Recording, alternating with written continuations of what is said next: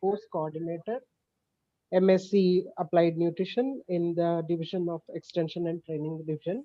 So she's also a Fulbright and Nehru scholar. So let us welcome, and she's our esteemed speaker. She has supported us in previous last year endeavor also. Now this is her second talk on Tea Talks. So we welcome Dr. Uma Chitra to begin her review of role of nutrition in prevention and prognosis of the COVID-19 infection. Uh, Welcome, Dr. Uma. Thank you so much, Dr. Janaki and Mayuri, for giving me this opportunity. And it gives me great pleasure to come back to Tea Talks Tuesday, which is becoming a very, a very interesting evening. So because of Tea Talks, we are all enjoying our tea these days every Tuesday. So without wasting any more time, I will now share my screen.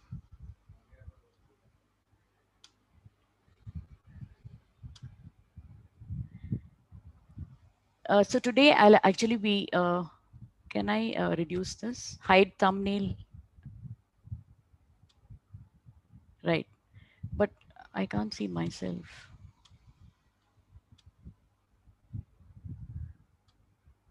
Okay. You can see me, right, Janaki, in one corner? Yes, yes, we Okay. can. So today, You actually, can make it as a slideshow from the beginning. right. Yes.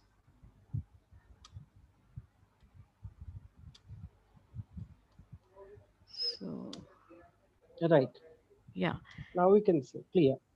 Okay. So today I'll be speaking about a paper which I published with one of my former students, Priyanka Sharma. The title of this paper was Role of Nutrition in Prevention and Prognosis of the COVID-19 Infection. It's a review paper.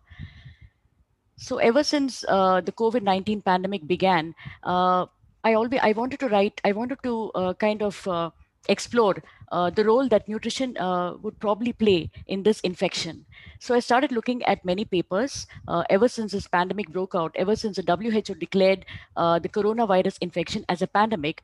I started reading articles on nutrition and the COVID-19 infection. And I spoke to Priyanka, who's the nutrition apprentice at Cineco Global IT Services Private Limited. She's my former student. And I told her that why don't we write a review paper to explore this? And she was very willing. And that's how we wrote this paper and sent it, and it got published. So the coronavirus disease 2019 or COVID-19, which is a disease caused by the novel coronavirus, has become a major threat that has disrupted people's lives all over the world. Existing evidence suggests that nutrition may have a profound effect on the immune system and susceptibility to this disease. Some nutrients have been reported to have an important role in the prevention and management of the COVID-19 infection. So, this review, which we wrote, is a narrative one, and it will examine the available evidence on the association between nutrition and the COVID-19 infection. So, my presentation today is structured on the link between nutrition and immunity, the protective role of specific nutrients, high risk groups for the COVID 19 infection, and guidelines for nutritional intake and physical activity. COVID 19, as all of us know, has affected many countries globally. The SARS CoV 2 infection targets the human respiratory tract, and adequate nutrition plays a very important role in protecting against an excessive inflammatory response.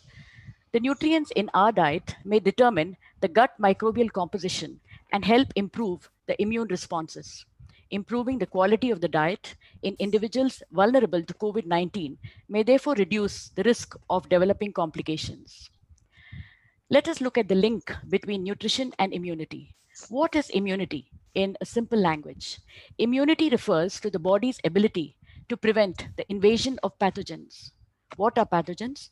Pathogens are foreign disease causing substances which harm the body, like bacteria and viruses. Now, these bacteria and viruses have got a molecule called antigen, which is attached to the outer surface of the pathogens.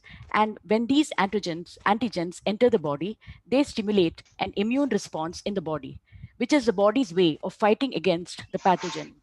So, an immune response is the body's defense system to fight against antigens and protect the body. Now, the nutritional status Is of an the host. advisor for ICMR. Ante, how good she should be. the nutritional status of the host influences the clinical outcomes of COVID-19. Therefore, maintaining a healthy immune system is critical at all times, especially during the COVID-19 outbreak. Now, there is a bidirectional relationship between nutrition and infection. That is, poor nutritional status can predispose a person to infection, including the SARS-CoV virus 2 infection. So, when a person's nutritional status is not very good, he or she is more likely to get the infection. And pre-existing infection exacerbates malnutrition. That is, if the person's nutritional status is already low, then infection can worsen his nutritional status. So there is a bidirectional relationship between nutrition and infection.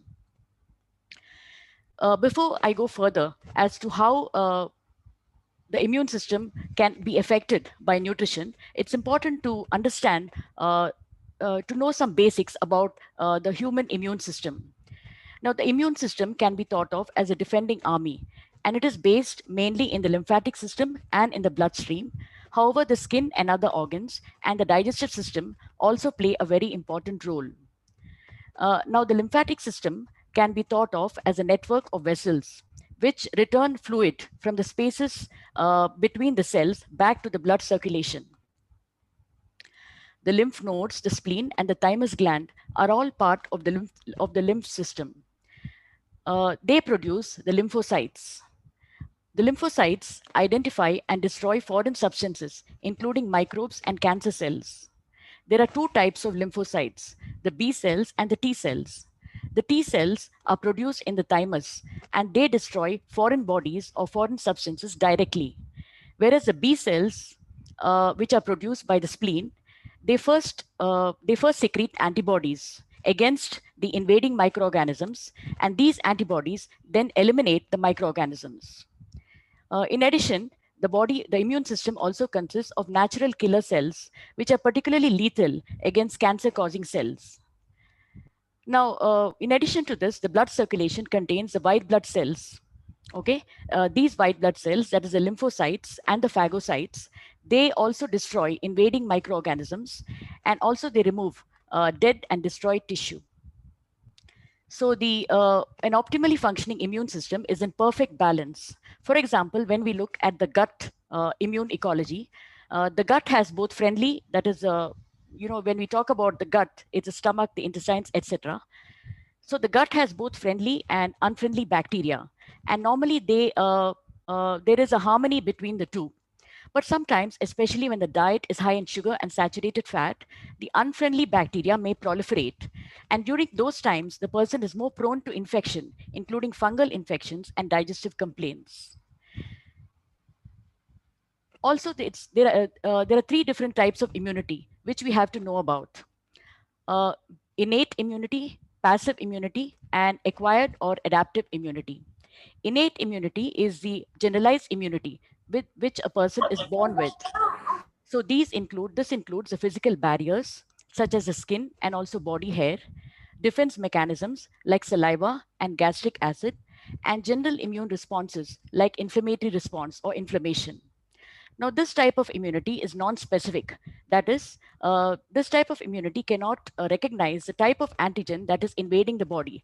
However, this immunity is also capable of protecting the body against all types of specific pathogens. Passive immunity can protect the body. It's a kind of immunity which offers resistance to microorganisms by borrowing antibodies.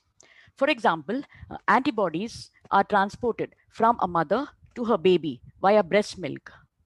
And also during the last 2 months of pregnancy, antibodies are also transported across the placenta to the fetus. So when the infant is born, it has the same kind of antibodies which are present in the mother. And these antibodies can afford protection to the infant against specific diseases for up to 1 year. But this kind of passive, also another example of passive immunity is when blood products containing antibodies like immunoglobulins are transfused from one person to another. However, this type of immunity is temporary and it tends to wane because these antibodies are not produced by the body. The third most important is acquired or adaptive immunity, which is developed from immunological memory. So specific antigens. So when a person gets, suppose, a disease, when a person gets a disease, the immune system fights against the antigen and produces antibodies. So the body has develops a kind of memory to a specific antigen. So antibodies are developed for a specific antigen, and when the same antigen attacks the body again, it is able to produce an immune response and attack that antigen, because it recognizes the antigen from memory, because antibodies are already present in the body against the antigen. So there are two kinds of adaptive immunity. One is by exposure to an infection, as I just said. When you are already exposed to an infection and you get a disease, your body produces antibodies to that specific antigen, and these antibodies are able to attack the antigen and produce an immune response. It can also, adaptive immunity can also take place through vaccination. Now, all of us are rushing to get immunized against COVID 19. So, vaccination is when it kind of mimics the immune response, but does not cause a disease in the body, because a certain kind of antibodies are produced against that particular organism. So these are the different kinds of immunity which we have to know about. Now let us look at the link between nutrition and immunity. Diet and nutrition influence the immune system competence and determine the risk and severity of infections. Vitamins and minerals, that is the micronutrients, are particularly important. They neutralize the effects of harmful oxidative agents with potential to damage cells. Which are the nutrients which are beneficial? Vitamin A, vitamin B6, vitamin B12, vitamin C, vitamin D, E, and folate, and also the trace elements, zinc, iron, magnesium, selenium, and copper, are all important, and they play very complementary roles in supporting both innate and adaptive immune systems. Who is affected? People with micronutrient deficiencies and poorer overall nutrition are affected by infection, including SARS-CoV virus 2.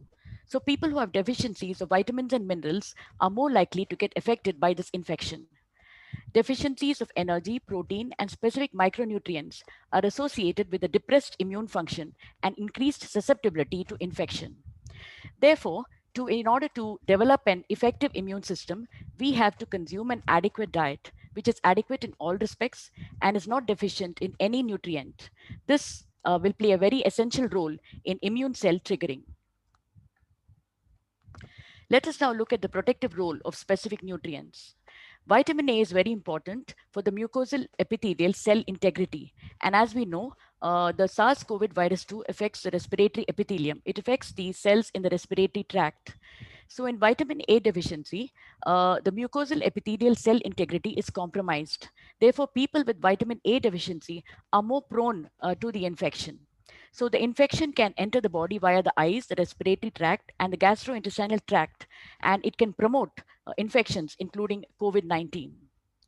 Vitamin D also plays a very important role, and people with depressed vitamin D status are more susceptible to infectious disease.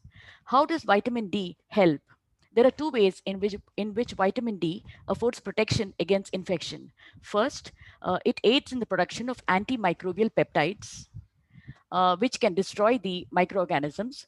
And second, it reduces the inflammatory response. The SARS-CoV virus 2 first broke out in the winter months. It started in Wuhan in December 2019. So this shows, and we know that during the winter months, the production of vitamin D is depressed because there's not much sunlight. So this shows that vitamin D plays a very important role in preventing the infection. Vitamin C is also very important. It's an effective antioxidant and it promotes epithelial barrier function. Therefore, vitamin C deficiency may impair immunity and increase susceptibility to infection. So it's important to get adequate amounts of vitamin C in our diet. As we know, vitamin C is easily oxidized. So cooking can reduce the vitamin C content in fruits, vegetables, etc. Therefore, include a seasonal fruit, a raw seasonal fruit, and a raw vegetable salad in your diet every day. Another way to promote vitamin C intake is to add some lemon juice, as a flavoring agent.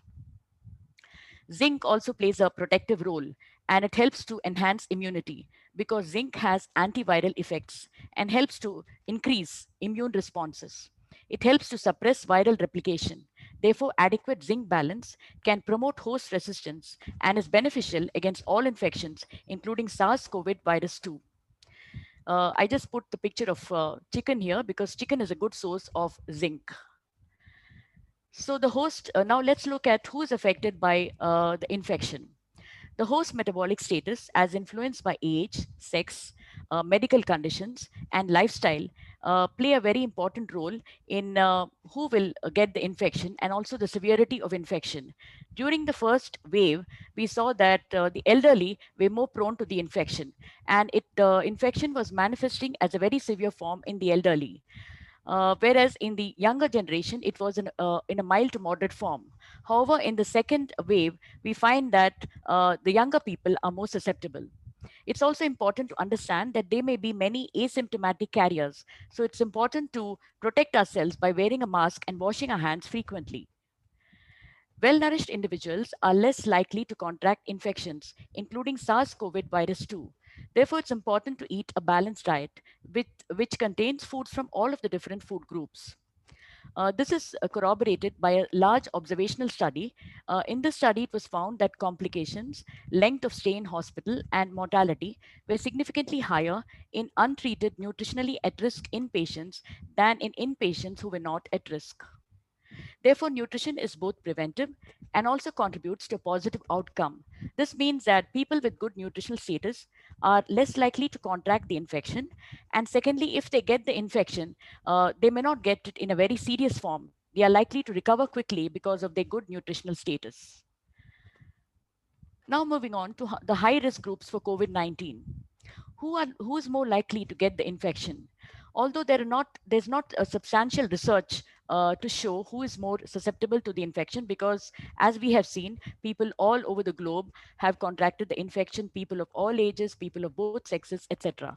However, there's some studies show that those with a higher BMI, that is the obese, the elderly, and subjects with comorbid conditions, that means those who have other diseases, like for example diabetes, heart disease, etc., they are more susceptible to the SARS-CoV virus 2 infection. And people who are obese are also likely to have impaired nutritional status. Also, the mortality rate, especially in the first wave, has been reported to be higher in older adults in clinical settings. Now, with aging, there's a slight decline in immune function. Therefore, the elderly are more prone to infections. So clinical and subclinical micronutrient deficiency is common in older adults. Age-related diseases and also cause depression in immune function. Other high-risk groups are pregnant women, lactating women, and children, who may also be at higher risk because of the increased nutritional requirements and susceptibility to infections. Women and children who are already malnourished are doubly susceptible. Therefore, we have to take care of them and make sure that their diet is adequate in all respects.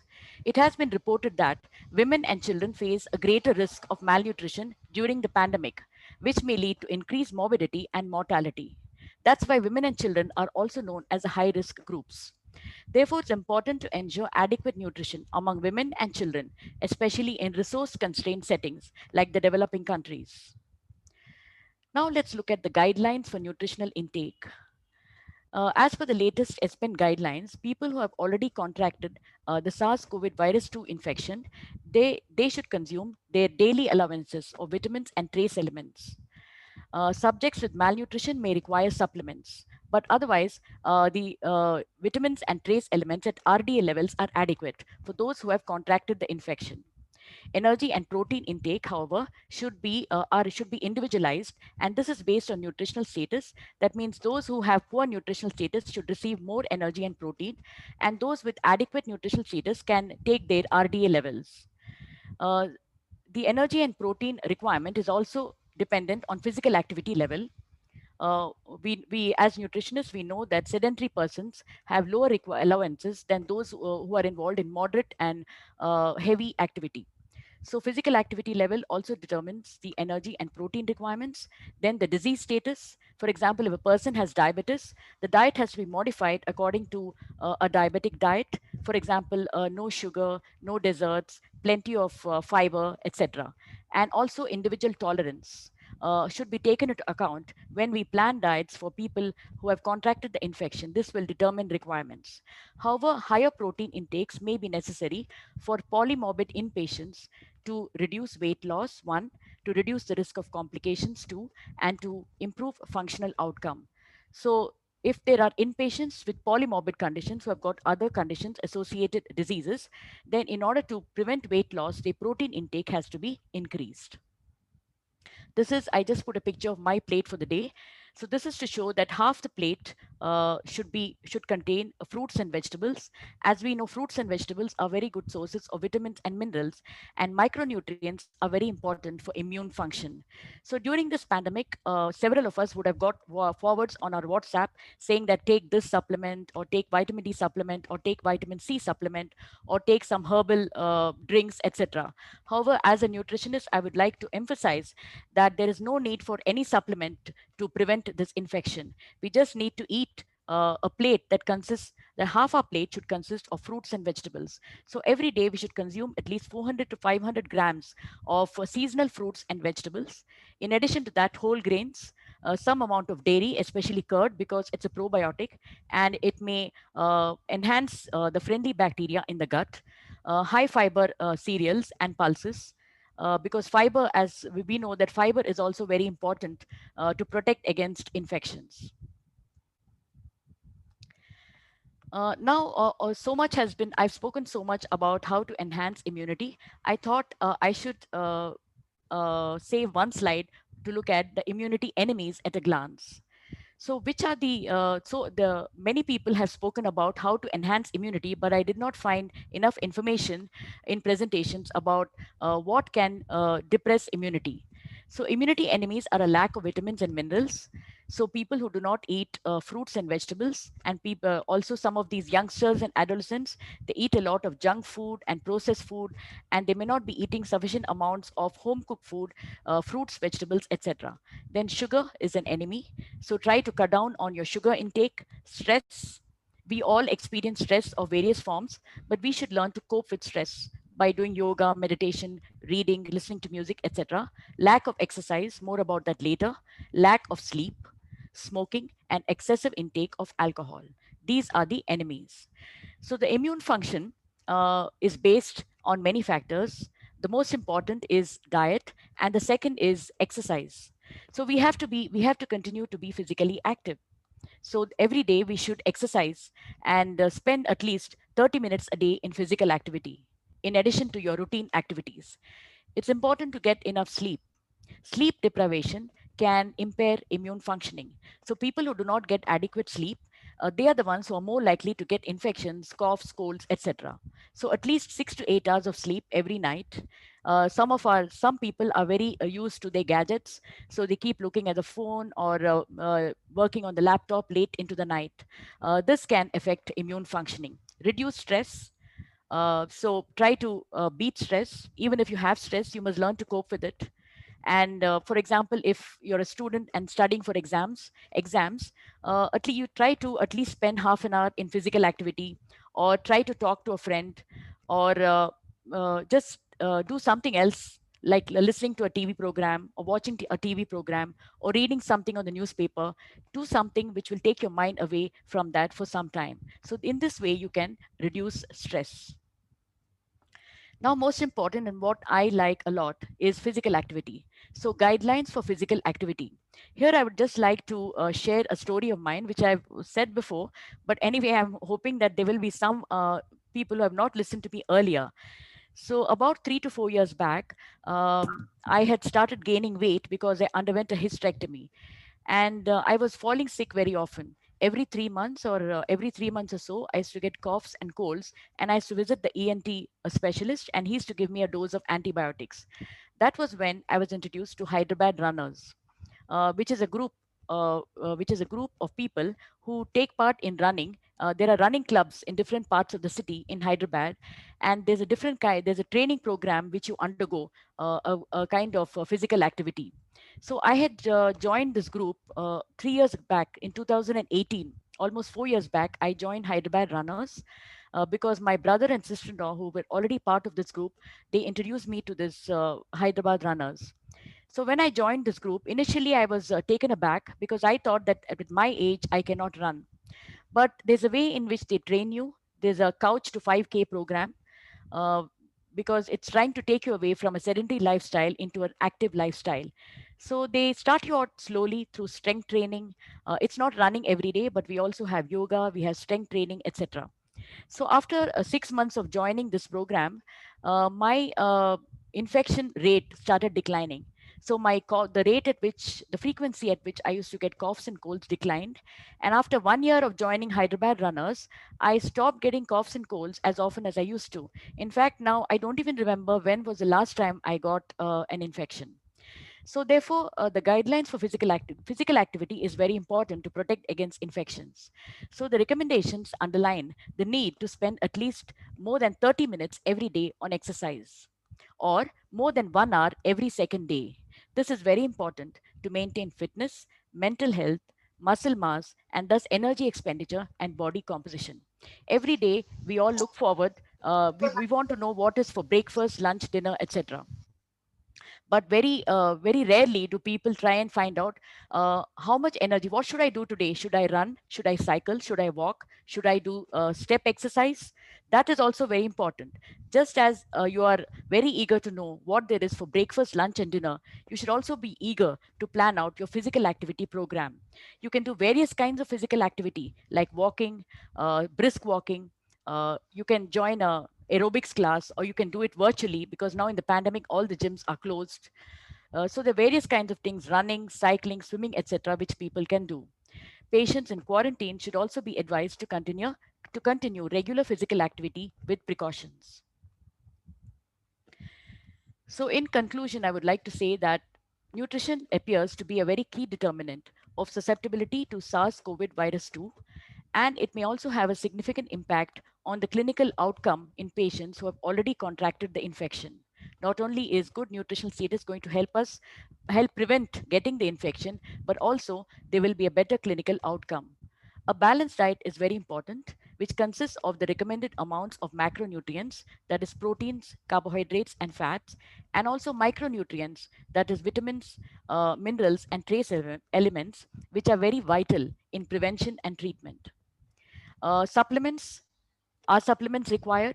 There is no conclusive evidence about the prophylactic or therapeutic role of micronutrient supplements in COVID-19 infection. So, as I said earlier, if we consume a diet containing adequate amounts of fruits, vegetables, and all the other components of a diverse diet, then there's no need for us to take any supplements. And of course, exercise daily. Comorbidities. If a person has diabetes or any other uh, comorbidity like heart disease, etc., it's important to enhance self resistance in these individuals by providing them with appropriate advice on the composition of an optimal diet. So, for example, if it's a diabetic, then the person has to follow all the recommendations for infection plus the recommendations for diabetes. Nutritional advice should be accompanied with guidelines on physical activity and strengthening exercises to build muscle mass. So, strengthening exercises can be done twice a week. For example, working with weights and resistance bands. These are important to build lean body mass. And aerobic exercise like skipping, dancing, running, brisk walking, etc., can be done 3 times a week. One day is, of course, for rest. So, you can exercise 6 days a week, 4 days of aerobic exercise, 2 days of resistance training, and one day, of course, is rest. So, adults over 18, they need at least 150 to 300 minutes of moderate intensity physical activity throughout the week, or 75 to 150 minutes of vigorous intensity physical activity throughout the week. Examples of moderate intensity physical activity are brisk walking, walking very fast at about, say, 5 kilometers an hour, or it can be running, or it can be swimming, cycling, etc. And moderate intensity is brisk walking or doing household chores, stair climbing, etc. Whereas vigorous intensity physical activity is running, swimming, and cycling, and also brisk walking. So, although although this study provides some kinds of evidence about the importance of nutrition and also the importance of exercise, further research is required to establish the precise role of nutrition in the prevention and treatment of the COVID-19 infection. It's important to emphasize the need to achieve micronutrient adequacy, especially and optimal nutritional status, especially in those who are at highest risk, especially those like the elderly and people with comorbid conditions. Many people have asked me, so what do we do now that there's a lockdown? We can't go outside. But I find that the lockdown is only on the main roads, inside colonies and gated communities, and inside people can walk. The policemen are just asking us to wear masks. So you can go for a brisk walk, or you can cycle inside a locality. Or if you are situated, like supposing in an apartment building, and you have no way of going out, then you can take a virtual class. You can because now, because of the lockdown, you have more time, so you can exercise at home by looking at videos. You can follow along with online exercise videos. Also, it's important to challenge yourself. If you were able to run 2 kilometers last month, then you need to increase to 4 kilometers this month. Or if you were able to do exercise along with the video for half an hour at a stretch, this week you should increase it to 40 minutes. Tackle calorie burning chores. So in addition to exercise, we can find ways to exercise. Like for example, if the maid doesn't turn up, you can clean the house yourself. You can clean the utensils, or you can go up and down the stairs. That's known as stair climbing. You can just Google step exercises. You'll find a whole lot of step exercises which you can do just on the steps. If you are living on the first floor, or if you're living on the ground floor, you can just take the steps and follow these exercise videos. So it's very important to exercise every day to build a healthy immune system. It's not only the food we eat. Very often people ask me, Uma, please tell me what should I eat to build up my immune system. But very rarely do people ask me, please give me a list of exercises which I can do to in order to enhance my immune system. So the best way to improve our immune system is both diet and exercise. Both should go hand in hand. So therefore, I would like to conclude by saying that protecting ourselves from disease goes beyond washing our hands and wearing a mask.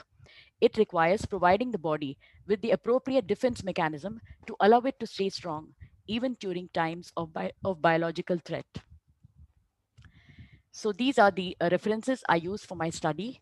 I hope you found this useful and interesting, and I will be happy to take questions.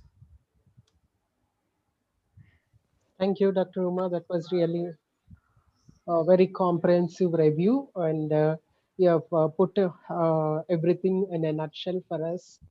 Thank And you it so is much. very easy to understand as well with the very good slides you have prepared, and it's very, very easy to understand. And you also highlighted the importance of exercise, which I always, mm, like about your talk and your experience with running. So now the floor is open for questions. If you have any questions, you can either message, you can unmute, and you can ask directly. So I was just thinking about any role of probiotics in COVID, Yes. post Um, COVID, and during yes. COVID and post COVID. Yes, Dr. Janaki, because probiotics are very good for the gut bacteria, and they are very important to in order to build up the immune system.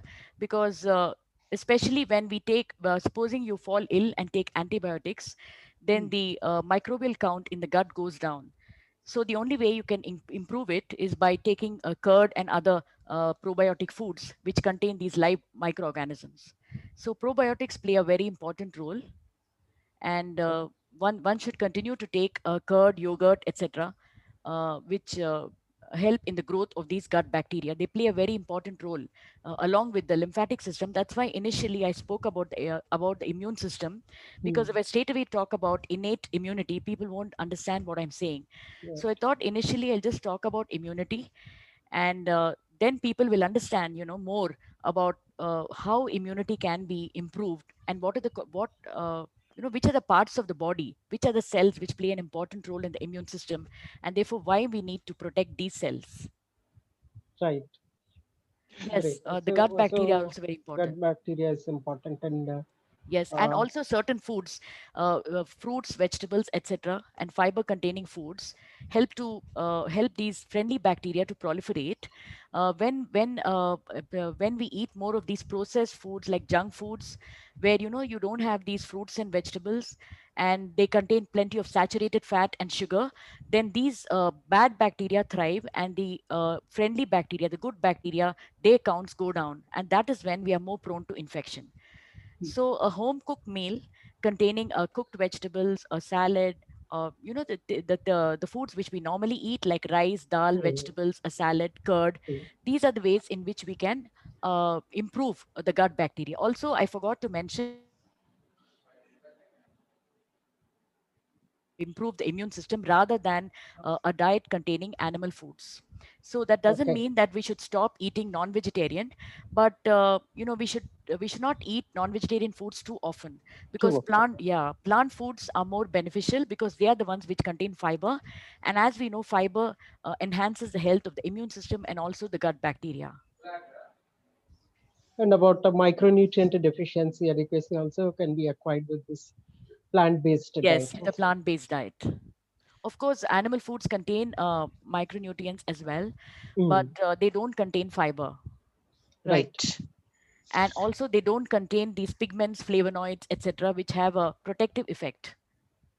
right, right, right. And vitamin D is just the supplementation, right, ma'am? No, like you can when you go Out. outdoors to Yeah. exercise, vitamin D is synthesized beneath the skin. Yes. And of course, we also The get it from egg yolk, from fatty fish, from milk. Mm. Of course, milk is in, fortified with vitamin D. yeah. Even oils are fortified with Fortified. Yes, vitamin D. oils are also fortified. I think oils and seeds also have some amount of vitamin D. Oil seeds. Yes, yes, true. Any questions? I Yeah. see One question in Pranati Das is Pranati Das from who studied in Yes. PG Center. Dr. Pranati, remember Dr. Uma? Yes, of I course I think know. both of you are. And she's my Facebook friend too. Okay, okay. Is Hi, she? Pranati. If you are that Pranati, hi. But otherwise, also hi, Pranati. Samatha is asking on Facebook, ma'am, if a person who was leading a unhealthy life starts Okay. working on nutrition and exercise, what would be the minimum time to achieve good immune response? Okay. It should take at least 3 months. A person who has been with sedentary all her life or all his life and has started exercising and eating right, uh, I think in 3 months there will be an improvement in the immune system in just 3 months, because that's what I found on myself. Okay. Live I have example for us. example.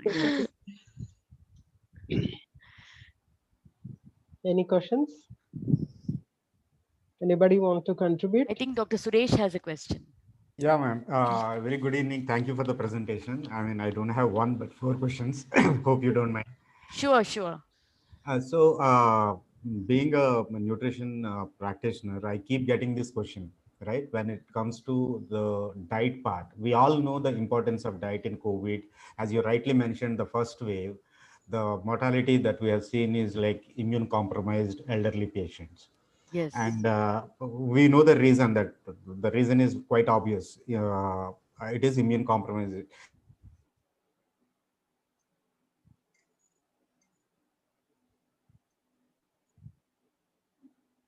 Is We it from lost him. Giving our the treatment. Doctors is are it, giving treatment. sir? Just to, Excuse me, sir. Can you just repeat, go back a couple of sentences back and repeat because we yeah, lost you in between. I'm sorry. Is this clear now? Yes, sir. Yes. Now it's you said Yeah, about the first wave, and then yeah, after that we sorry. couldn't hear you. Yeah, even in the first wave, all the mortality that we have seen is for elderly patient and those people who don't have nutritional strength or support or strong immune system. So if you look at the kind of prescriptions that were floated around for COVID and all, so we see a lot of vitamin D, vitamin C, zinc, and multivitamins. They were paddled like anything. Yes. Everybody was like hoarding and all. And we as practicing nutritionists, we don't see lemon, orange, and vitamin C capsule as the same thing. Okay, a Yes. molecule is different from food. Taking vitamin Yes. C supplement is totally different from eating a papaya or an orange or a lemon juice. So Right. we as dietitians, that we believe in, like, food is like a wholesome food. The experience of eating a papaya is different from having a vitamin A supplement. Yes. Okay. So as a dietitian, and what would you suggest? Because I don't see that people are getting that much of benefit by having these unnecessary supplements. I mean, that is my personal opinion. Just want a clarification. How do you differentiate between prescribing supplements and having a proper nutritional advice, or having wholesome foods? That's exactly what I said in my study, that Lost ma'am again. We protecting lost. against the infection. So therefore, it is just foods in the natural form which is more beneficial. There are lots of studies to show that a balanced diet. So just eating foods in the natural forms, just cooked foods, plenty of vegetables and fruits, some amount of raw vegetables and fruits to meet your vitamin C requirement is adequate. And also some plant foods are more important than animal foods. And there's no need for any supplement to protect against this infection. That's why initially I spoke about the immune system and how the immune system can be built. So it is built by the natural foods in our diet. Our immune system thrives on the natural food and on exercise. Right. So there's no need for any supplement Hmm. at all. Yes. Supplements are only required in immunocompromised individuals Exactly. or in individuals who are already malnourished. Hmm. For Yes. example, if we find that there is a child with vitamin A deficiency, then obviously we have to give that child some vitamin A supplements. Sure. But otherwise, to protect ourselves Hmm. against, that means normally nourished individuals, Hmm. against these infections, I think exercise plays a more important role because it's a respiratory infection. In fact, that is why I spoke about my case, how I used to get these coughs and colds every 3 months. Hmm. And as soon as I started exercising, I stopped getting these coughs and colds, how my Right. respiratory system improved. Hmm. So people have to try it on themselves, how Yeah. you exercise and how exercise has that beneficial effect on you. Hmm. That is important. So Yes. it's important to understand, to know what kind of exercise will suit you. I'm not Right. saying that everybody should run or Hmm. everybody should swim or everybody should cycle. Hmm. You can just go for a brisk walk, but it should be a part of your routine. It's Hmm. not that suddenly one day you woke up and said, today I'm going for a brisk walk. And then for the next 1 week, you said that I'm too busy to go for a walk. Hmm. If you can make exercise a part of your daily routine and Hmm. eat healthy at the same time, no supplement is required. Right. Thank you, ma'am. Thank you. I mean, Yeah. I've been telling this to people, but Yes. if somebody likes you ratifies my stand on that, people will take it more seriously. Yeah. Coming to the next question, ma'am.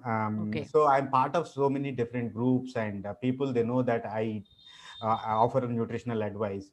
All the time, people were asking me, what are the guidelines? Give me the diet chart or that thing. And I say that, okay, I can tell you what are the foods that are responsible or good for your improving immunity or for Right. COVID recovery or management or protection. But as practicing dietitians or practicing MNT, medical nutrition therapy, we know that giving a diet plan or a food plan is as important as giving them counseling and education. So which people, they don't consider that, okay, you just give me those foods, I'll eat. I tell them, okay, you haven't consumed any kind of fiber or salad in your entire life. Suddenly you start eating all these pulses, and you have complications because you don't know how your gut system plays, whether Right. your stomach is able to produce that acid. Okay. And suddenly you start eating and you end up having more complications for Right. that. So it is more like I give you a swimming manual and ask you to jump into the Uh, ocean. Okay. So it has to be a step by step. I tell them that, okay, so you are all telling this so that I come and take consultation from you and all. I mean, like, so if you are that good with your food, you would not be ending up having this problem. Right. right. Okay. Yes, nutrition is a science, and talking about food is important, but at the same time, education is equally important. That's what I Yes, true. believe. Yes, Okay. true. Yeah, I mean, your take on that, ma'am. I mean, how Yes. important counseling is. Counseling is very important. And I showed one slide which had my plate for the day.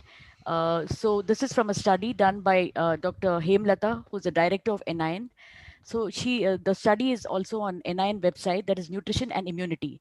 So in this paper of hers, she has outlined exactly how many grams of fruits and vegetables you need to eat daily, and how much cereals, what kind of cereals, pulses, green leafy vegetables, and so on. So this study, this Nutrition and Immunity paper, is on the NIN website, and it gives details about, as you said, the nutritional guidelines for a person, not only to prevent against the infection, but also for a person who's contracted the infection. Okay. So essentially, we need to eat more of fruits and vegetables.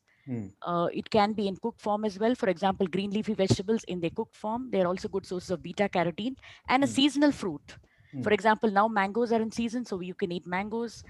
After a couple of months, when oranges are in season, you can eat oranges.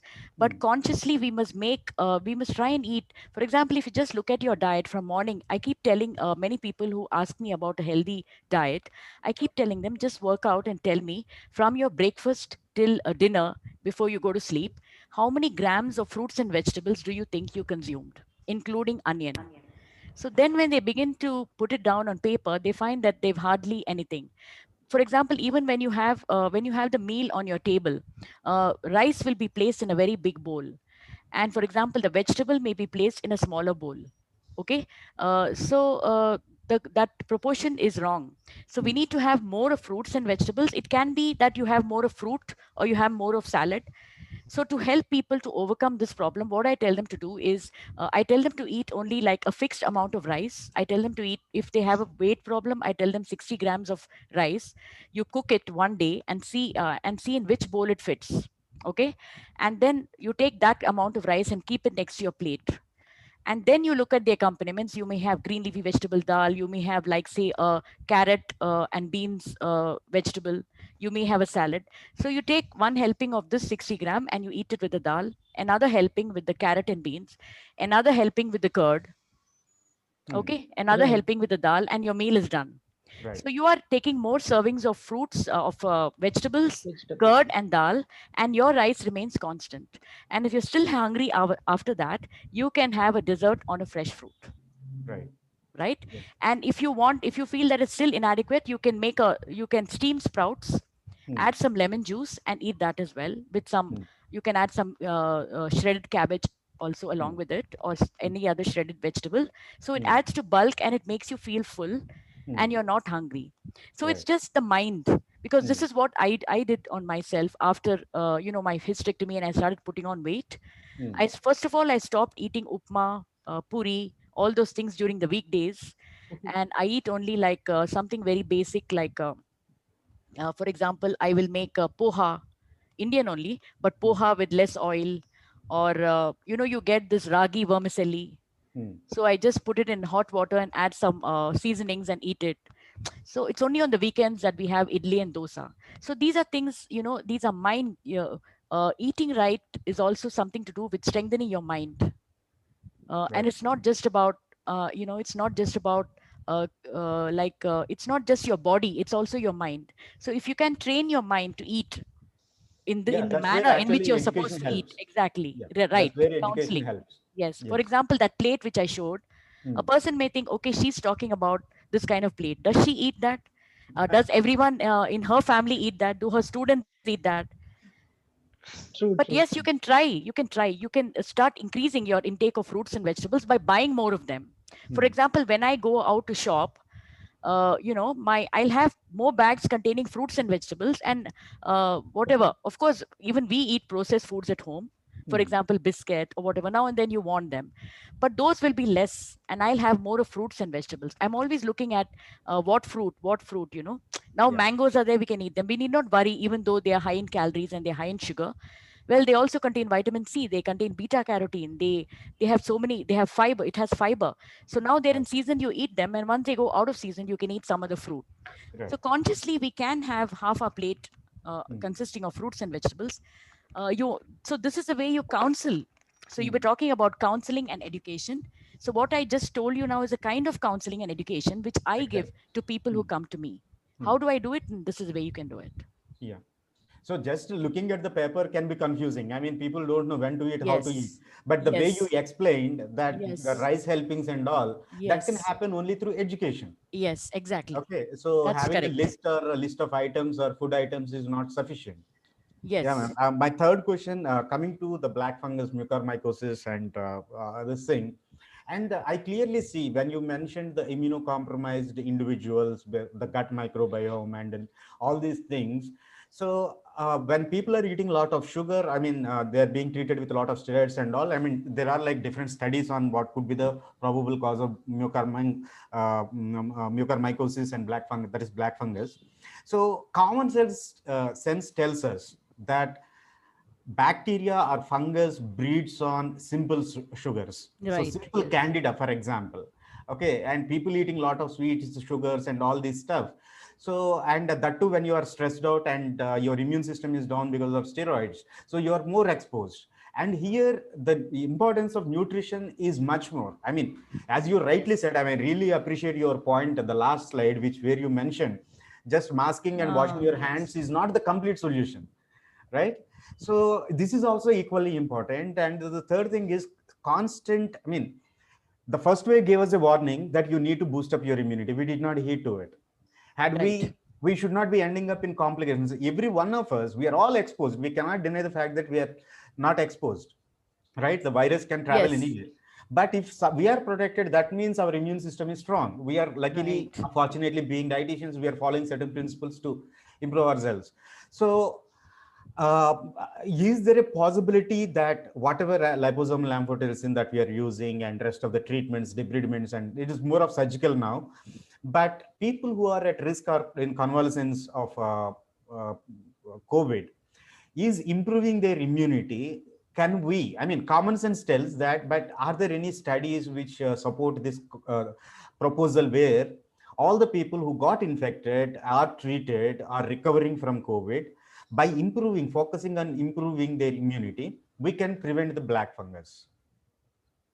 Okay. First of all, I'd like to say that, I didn't really look at studies which spoke about black fungus because my review paper, we sent it for publication before this black fungus actually broke out. So therefore, I didn't. But it's a good idea for me to write another paper on nutrition, the role of nutrition on the black fungus. But I think it's more in people with comorbidities and also people who have allergies because they are being given these steroids, I think. And I read in the many news articles which showed that people who are being given steroid medications are more at risk for getting the black fungus infection.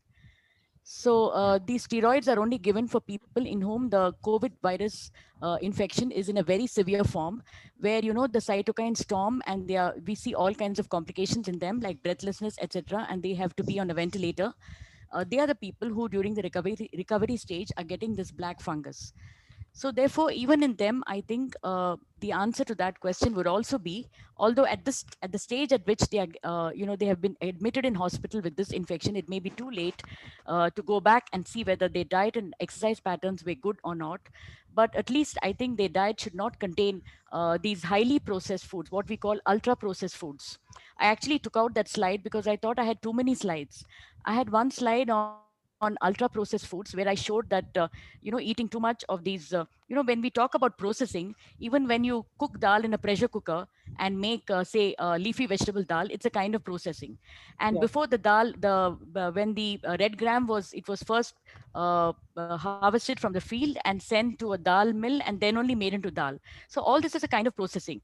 But we are talking about ultra processing, where you get these chips in a bag, or you get like mixture, in these colorful packets. They are just 10 rupees.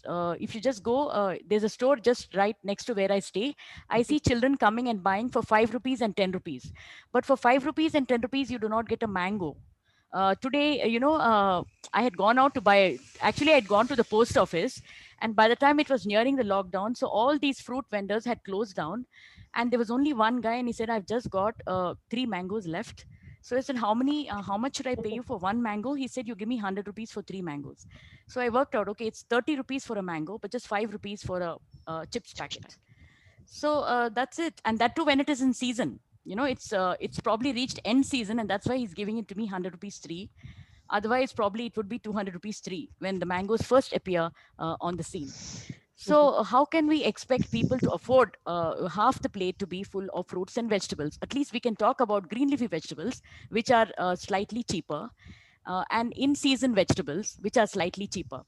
So what I'm saying is, even in the case of black fungus, I think if our nutritional status is good, supposing a certain X is down with coronavirus infection and has I find that some people, even some of my friends got this COVID-19. They just isolated at home. They phoned a doctor and took some online advice and they recovered. Whereas there was another friend of mine, she became serious. She was rushed to hospital. Unfortunately, she lost her life. So why is this? That why is the disease manifesting itself in different ways in different people? Even black fungus, why is it that some people are getting it and some people are not? Obviously, it has something to do with our immunity, our level of immunity, and what kind of diet and exercise pattern you followed over the preceding years. There's so many things. Even breastfed children, we can do so much of research versus breastfed children versus bottle fed children. I find that people who were not breastfed, they tend to put on weight quickly and Right. become, they have a tendency to become obese. Whereas bottle fed, Bottle bottle fed. fed children are more likely to become obese and put on weight quickly. Whereas breastfed children, even if they eat more than, unfortunately, my mom could not breastfeed me for more than a month. There were certain factors because of which after a month she stopped breastfeeding. So me and my brother, we were not breastfed. So we put on weight very quickly. Whereas, my sister-in-law and others in the family who told us that we were breastfed, they eat more than we do, but they do not put on weight. So I'm attributing it to the fact that they were breastfed. But perhaps we can do more research on that. So whereas people like me, I just have to look at the food and I put on weight. I don't even have to eat it. So, it's we can do a lot of research on people who got the black fungus versus people who did not get, and see, and perhaps go back and do some kind of study on their pre-existing nutritional status, Exactly, ma'am. and we need to find out why Yeah. and how it can be prevented. Perhaps sugar also is as I said in one of my slides, sugar is an enemy. And I think people who are eating more sugar are more prone to the fungal infection than people who are Right. not. Yes. Thank you, And the ma'am. And type my of last question medication about the also. immune status. Last question Right. about the immune status, because most of the doctors seem to be confused with, like, because I tried to attend one of my relatives in ICU, and I wanted to give them like immune rich. I mean, because he is on Yeah. rails and all, I prepared something which is made up of nuts and all, to improve his Right. immunity. So the ICU doctor, she bluntly said, I mean, I've been an ICU in charge for so many years. I won't allow anything coming out from out, but I try to explain the Okay. concept to them. But unfortunately, doctors, I mean, being in clinical practice, they're unable to appreciate it. So they got confused. I mean, he is immunocompromised and all this stuff. And his problem is hyperinflammation. It is an autoimmune disease. Why you want to give more immunomodulators? I mean, I don't know what to tell them and how to convince them. But one thing, there is no, I mean, as far as I know, there is no way that we can assess the immune status of an individual. We can study or assess only the lack of enough immunity. Probably in some other way, their NK cells are less, and Yes. some of the immune responses are less, or what do you say, hyper immune response, which in case of COVID. Even the white blood cell Yeah. count, Yeah. We can do But one there is no way we can one actually test we see can that. do is CBP. CBP is So we one can Yes, test. quantify yes. immunity in an individual. So people have this misconception that by eating all this, my immunity will grow and become robust. Just like how you Right. build muscle, and it's not a sign of health. So yeah, And of course, people have stacked up with a lot of vitamin D, zinc, Yes, they are so many of things. unfortunately, Vitamin C. there's a lot of supplements which are being purchased and taken unscrupulously without any proper evidence and Yes. without any proper guidance. They are buying vitamin D capsules and just taking them without even knowing how often they should be taking those vitamin D supplements without any Yes. doctor's prescription. Sure. Yeah, so this is any very any wrong. That's why we supplement, need any to. supplement with immune booster label is like a hot Uh, cake, man, these days. I mean, I don't know. I mean, and everyone is using this immune booster in all the products which they are manufacturing these days. I would say just go for a brisk walk outside every day. That's the best immune booster. Exactly. Thank you. And, Thank you so much, eat a ma'am. I balanced mean, I diet. asked all the questions on behalf Yes. of audience. No, but thank you so much because you made it very interactive and interesting. Thank you. Thank you so much. Okay. Thank you, sir. Ma'am, we have a question on Facebook. Okay. We are running out of time. I'm just asking. Okay. Okay. So Manohar is asking, will it work if they reduce the rice from 250 grams to 60 grams straight away? I did not say 250 to 60. I said 60 at one meal. And Okay. 60 probably the cooked form or uncooked form, if you can clear that. The raw rice. Yeah. And that is, I'm only saying at one meal, say at lunch, for a person who has a weight problem. Okay, for a person who's trying to lose weight, 60, but you can make up by eating. You can, for example, other meals. You can have 60 to 100 grams at breakfast, 60 to 100 grams at dinner. Right. Okay. So what I'm saying is try to reduce the amount of rice, keep a fixed bowl and see what works for you and keep a fixed bowl and try to eat more of the accompaniments because legumes are healthier and the vegetables are healthier provided they are cooked in a healthy manner. It's not dondakai fry and such vegetables. Vegetables steamed and cooked with less amount of oil. Sometimes when you go to a wedding, you see this bendi, which has become like a papad. So that is a totally unhealthy way of cooking vegetables. Deep fried. Yeah. So vegetables which are cooked healthy, you can have more of those, curd, etc., and fill yourself while reducing the amount of rice if you have a weight problem. But yes, I don't think you should eat more than 100 grams of cooked rice at a meal. 60 to 90 is adequate, I think. Yeah, and that No. too uncooked rice you're mentioning, Uncooked, right? yes, Yeah. uncooked. That's uncooked rice. This is Yes. if it is 100 grams of cooked rice, you will go into hyperglycemia. No, it's a raw See, rice. 100 grams of No, it's that a raw question. rice. Yeah, 250 grams means 350, obviously he's considering the cooked form. 1:3.5. This is 100 grams of rice will give you 350 grams of cooked rice, isn't it? Yes, Right. yes, sir. Very oftenly, the things which are being misguided by the people by the way of putting him into immune boosters for each nutrient and selling the product in the market. Very oftenly enteral feeding in the COVID situation at the time of intensive care unit and post-intensive care unit. It is a challenge to the dietitians to put appropriate nutritional support management to the patient. This was not been guided properly, not been made as a protocol to the dietitians. It has to be done always, all the time. I was under me at 4 patients are there is the post-COVID cases. And there you can't even push enteral feeding to them. They are not able to consume or not able to push into the nutritional management to them. And it is at 40th day. I could not able to improve any nutritional status. And oftenly we say that these nutraceuticals are putting into gastro. No, they are getting persistent diet. They are not able to improve any nutritional parameters, biochemical parameters. Very oftenly we see some studies telling that, and it is not customized to each and every patient. I have seen 6 patients so far till today. There is much difficulty in post-COVID situation, improvement of nutritional status. This is really a tough time to the dietitians to think and plan the diets properly. And no nutrient, single nutrient can boost. Even vitamin D, which has been sold in the market, indiscriminately prescribed by everybody. It is not going to help any patient in the present COVID situation.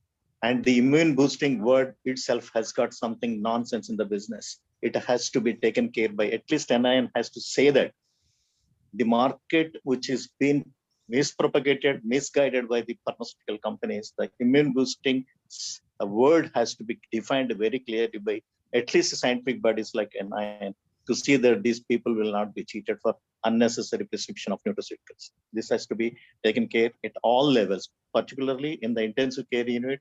Enteral feeding is a very tough job nowadays. And you don't see, losing patient weight itself indicates that nutritional insufficiency during the period. 15 days time, I have seen patient losing 4 to 6 kgs of weight. It's itself a catabolic process. How you are going to boost immune system? You tell me. How you are going to boost immune system? If the body metabolism itself into the catabolic process, do you expect that immune system will boost with this nutrient? No, I don't think so. Obviously, no. So let the some focus must be there on this situation. Please. Yes. Ma'am, we have another question on Facebook. Ma'am, Okay. does cooking in a microwave oven and air fryers retain the nutrients more when compared to the stovetop cooking? She meant that healthy to use these kitchen equipments or not. Right. Actually, in the Indian scenario, I think people are using the microwave more for heating food and less for cooking food, right? Right. So if you're Exactly. using it for heating, then I would say yes, because you're not exposing the food to high temperatures for too long. But when you talk about actual cooking, I think stovetop cooking suits Indian cooking much better than cooking in a microwave oven. That's what I feel, especially vegetables, etc. Because some vegetables, to retain their color and also to retain their nutrition, they need to be exposed to air. Whereas in a microwave, it's closed cooking. So for Indian cooking, I would say a stovetop cooking is better. But if you're reheating food, then definitely a microwave oven is better because you're exposing the food to high temperatures for a very short time. And how about air fryers? Frying itself is not required. So Air fryer. That's what she was. So I would not even recommend it. Yeah. Totally, if you don't recommend any food like that, it's not possible. No, Not this is a part of the society where right. the feast day and fasting days have been followed. This is my particular word. When a pleasure eating of a day, does it will have an impact on the nutritional status of an individual? No. And pleasure of eating is an aspect to be recognized, isn't it? It's a Yes. social Yes. customized situations where you have to allow the people to eat a fasting food. Every intermittent fasting has been suggested. You can suggest, but at the time of feasting, people will not. People should allow to eat. No, this gives a mental satisfaction of the individual to eat. Right. And that's where we come into counseling. When we counsel the individuals, we have to specify the feasting day and fasting day. Feasting day, when you take an extra amount of nutritional food or tasty food, does it? Yeah, it does not have